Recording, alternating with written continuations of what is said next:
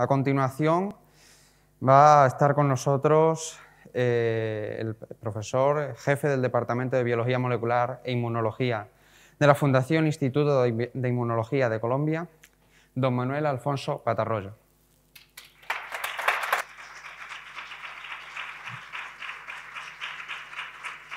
Segundo, listo. Muy buenos días, muy buenas tardes para todos. Antes de iniciar, quiero agradecer a Alejandro Muñoz y a Lucía Rodríguez su gentil invitación. Y un segundo, ya comparto pantalla. Bueno, señor rector, señora vicerrectora, señoras decanas de biología y de farmacia, señor director científico del IPSAL, profesor y muy querido amigo Antonio Muro, mil gracias por la invitación. Un poco la idea de esta muy corta presentación es contarles un poquito lo que venimos haciendo desde hace muchos años, y resumirlo en 12 minutos va a ser algo complicado, pero la idea es hablarles de qué ha sido de lo que nosotros hemos querido denominar Colfavac, que es Colombian Falciparum Vaccine, una vacuna contra la malaria producida por Plasmodium falciparum. Y pues todo este trabajo se ha venido desarrollando en la Fundación Instituto de Inmunología de Colombia.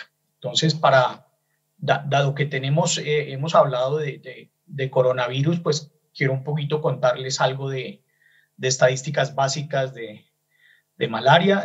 La malaria es una enfermedad que se concentra primordialmente en las regiones tropicales y subtropicales del planeta, genera más de 200 millones de casos por año, de los cuales muere cerca de 600.000, y más o menos el 90% del total de las muertes ocurre en el continente africano, en el África subsahariana. Colfavac, dentro de los distintos tipos de vacuna que hemos visto, Colfavac es una vacuna de subunidades y es una vacuna basada en péptidos sintéticos. Entonces no hay ningún proceso biológico, esto lo hace fácilmente escalable y de alta pureza y de producción relativamente sencilla. Es la segunda generación de vacuna. Nosotros ya teníamos un candidato que se denominó SPF66.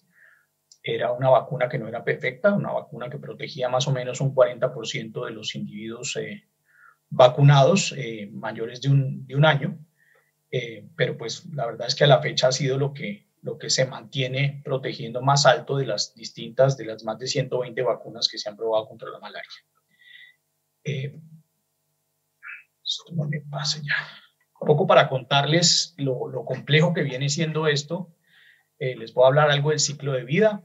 La infección va a empezar con la inoculación de estas formas alargadas del parásito denominadas esporozoitos. Entran entre 200 y 1000 esporozoitos después de la picadura de esta hembra de mosquito Anopheles.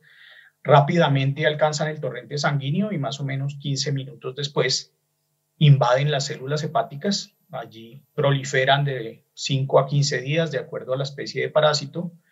Y cada uno de esos esporozoitos va a generar 30.000 nuevos parásitos después de ese lapso de tiempo. Entonces se van a liberar unas formas distintas que se denominan los merozoitos, que son como una pera que ustedes ven acá.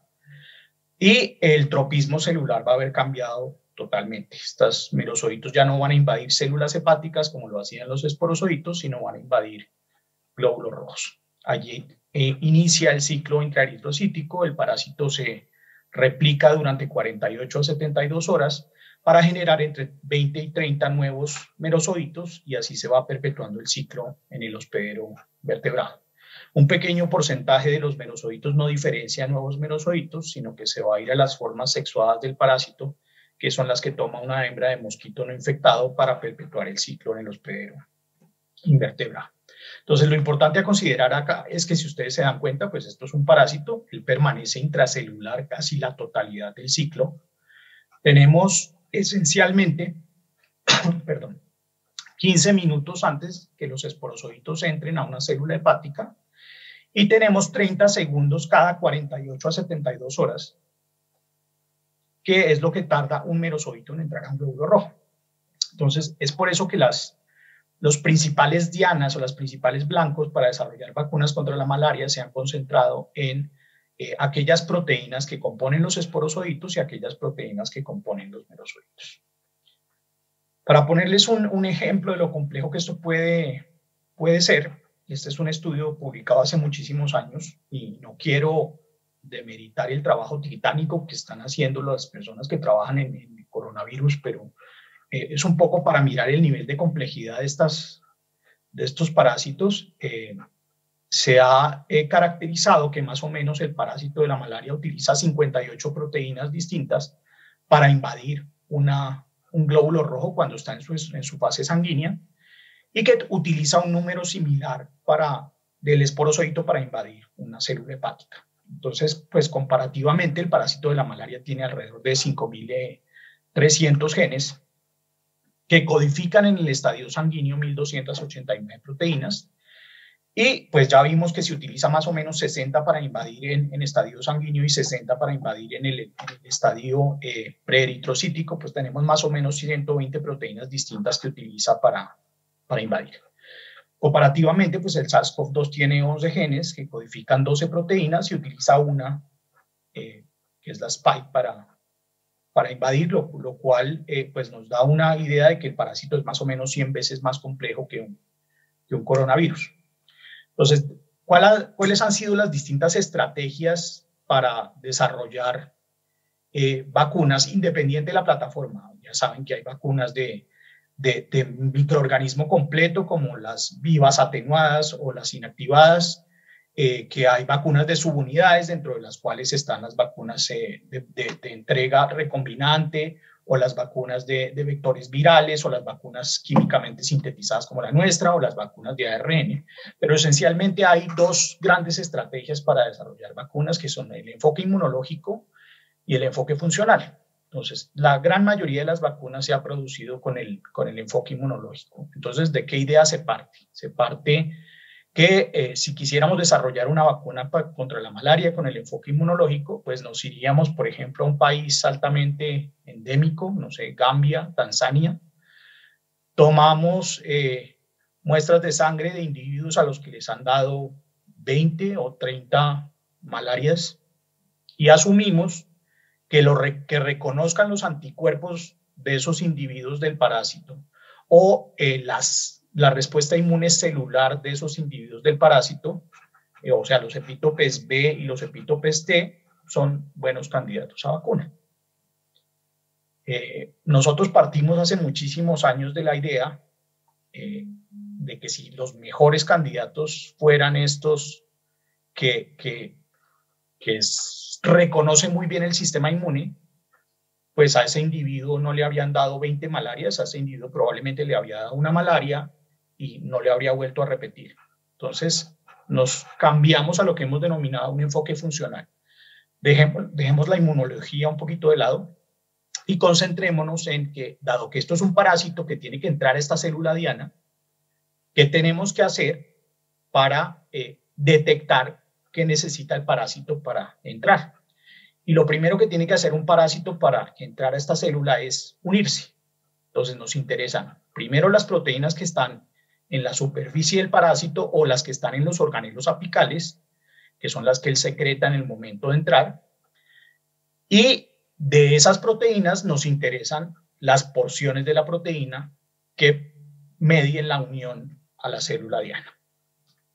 ¿Qué complicación tenemos con esto? Y esto es un ejemplo de una proteína de superficie del merozoito que se llama la MSP5, solo para darles una idea de la enorme variabilidad genética que estos parásitos tienen. Aquí estudiamos 30 secuencias, tomamos 30 muestras de personas infectadas por malaria y encontramos que en las 30 muestras esta proteína tenía 23 variantes. Entonces imagínense la gran cantidad de variación genética que tiene este sistema para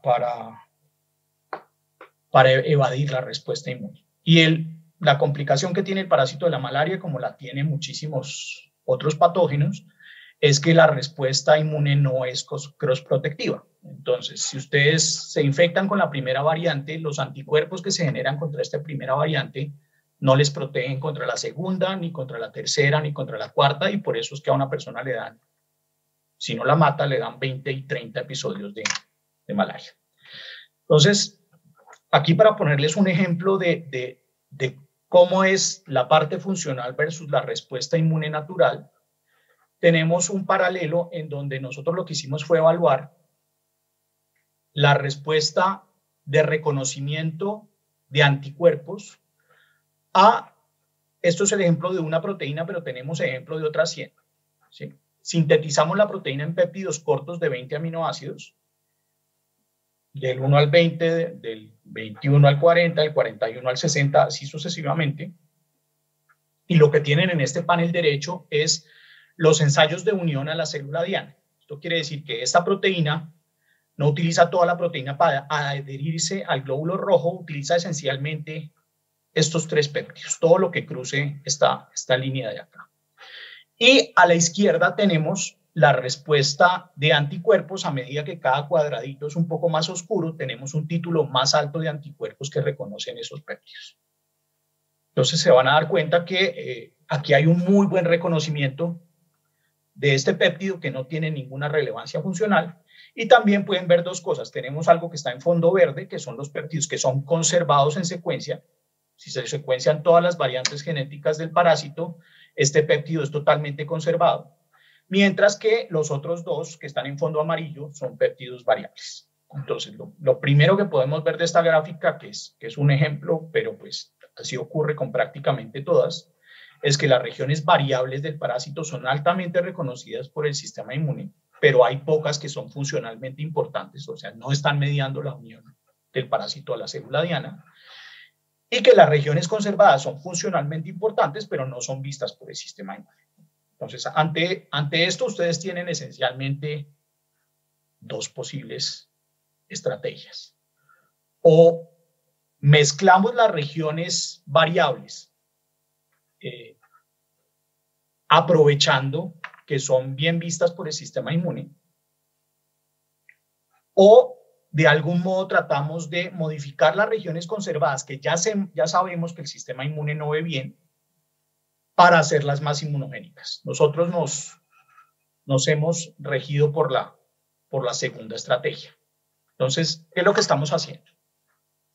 Encontramos que estructuralmente, esto ocurrió hace muchísimos años, que uno de los motivos por los cuales las regiones conservadas que utilizan los patógenos para invadir a las células diana no eran vistas por el sistema inmune, porque cuando ustedes estructuralmente miran los péptidos de esas regiones, jamás van a encajar bien en una molécula presentadora de antígeno como el complejo mayor de histocompatibilidad clase 2. Entonces ustedes sencillamente, si bien hay regiones de ese péptido que son blanco de dianas de anticuerpos a los extremos, nunca se presentan bien en el complejo mayor de histocompatibilidad y nunca van a estimular una respuesta de linfocitos T ayudadores. Entonces, lo que nosotros hemos venido haciendo desde hace muchísimos años es cómo modificamos, si ustedes se dan cuenta, esta región central, que aquí lo puse con 5 aminoácidos, pero en realidad lo que encaja en la hendidura de unión son 9 aminoácidos del complejo mayor que encajan en el complejo mayor de histocompatibilidad. Lo que hacemos es ir modificando esta región central del péptido para que encaje bien en el complejo mayor de histocompatibilidad, se presente al receptor de los linfocitos T y nosotros podamos tener una respuesta de linfocitos T ayudadores que nos estimulen la proliferación de linfocitos B y que se generen anticuerpos contra estas 2 regiones aledañas que nunca se habrían generado si no tuviéramos esta porción modificada. Entonces, ¿en qué vamos? Tenemos ya más de 250 péptidos que son de alta capacidad de unión específica caracterizados a las células diana, entre los que hemos determinado para unión a los hepatocitos y para unión a los numerosocitos. Más de 100 de ellos han sido modificados para que anclen bien al complejo mayor de histocompatibilidad clase 2 y se han evaluado individualmente en el modelo experimental de monos autus. Estos son unos monos que de los pocos modelos experimentales que se dejan infectar por parásitos maláricos que infectan humanos. y además tienen un sistema inmune más del 90% idéntico al del humano, con lo cual nosotros sabemos que algo que protege a otros después va a proteger humanos. A la fecha, pues hemos evaluado una mezcla de solo estos 24 de estos más de 100 péptidos que tenemos, y esta mezcla confiere una eficacia protectiva duradera de más de 2 años en el 75% de los monos vacunados. Cuando digo eficacia protectiva, nosotros nos referimos a eficacia esterilizante. Si un péptido no nos elimina totalmente el parásito, nosotros no lo consideramos protectivo. Entonces tenemos una eficacia protectiva duradera de cerca de 2 años, porque pues hasta ahí es hasta donde hemos podido probar. Puede que dure más en el modelo experimental, y pues nuestra idea es arrancar estudios clínicos en humanos. Pero pues lo que nos dice esto es que todavía tenemos cerca de 75 péptidos modificados adicionales para incluir en la mezcla y aumentar esta eficacia protectiva que ya tenemos, porque nos quedan todavía 75 o 76 para ser más exactos, de los que han sido modificados, que ya sabemos que confieren cierta eficacia protectiva en el modelo experimental, y pues podemos meterlos en esta mezcla. La estrategia experimental de cómo lo hemos hecho está en este paper, que está un poquito viejo, pero pues es un muy buen review de cómo se hacen las modificaciones para que anclen bien en el complejo mayor de histocompatibilidad y demás. Este es nuestro grupo en la Fundación Instituto de Inmunología de Colombia. Están cordialmente invitados, cuando nos quieran, pasen por estos tierras. Y pues esto es un trabajo multidisciplinario y colaborativo en cabeza de nuestro director general, el profesor Manuel Elkin Patarrocho. Muchísimas gracias.